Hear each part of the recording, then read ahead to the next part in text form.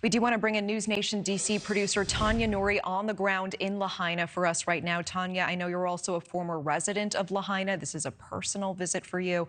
It's good to see you again. And I know that you're in this area where it is just block after block of wreckage and ash still more than 1,000 people missing. How are you handling this? How are people handling this?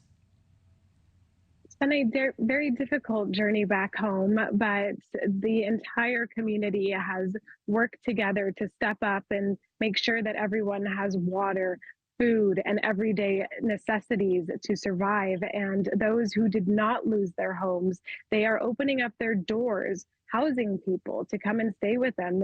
Some homes have dozens of people in it just to be sure that they have a roof over their head. But as you said, and Governor Josh Green said earlier today, there are still more than 1,000 people unaccounted for. And so they are starting to grapple with the fact that they may never see their loved ones again. And that is something that the closure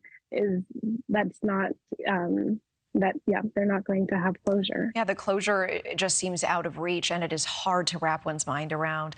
President Biden is set to be on the ground in the next 24 hours. What do you think is the most important thing that residents want to hear from him?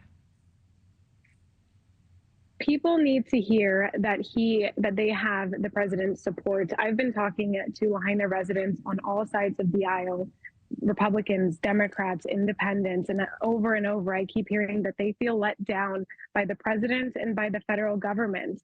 They feel as though there was no leadership when the tragedy first occurred, and then after, just there was no communication or organization or no sense of urgency. So they're looking forward to welcoming the president to Lahaina and having him walk around, and they hope just with that he will be able to see the damage and help him, help the community. Tanya Noury, NewsNation DC producer, I really appreciate the time and the update. Thank you so much. Thank you for watching. Go to newsnationnow.com to find NewsNation on your television provider. And don't forget to click the red subscribe button below to get more of NewsNation's fact-driven, unbiased coverage.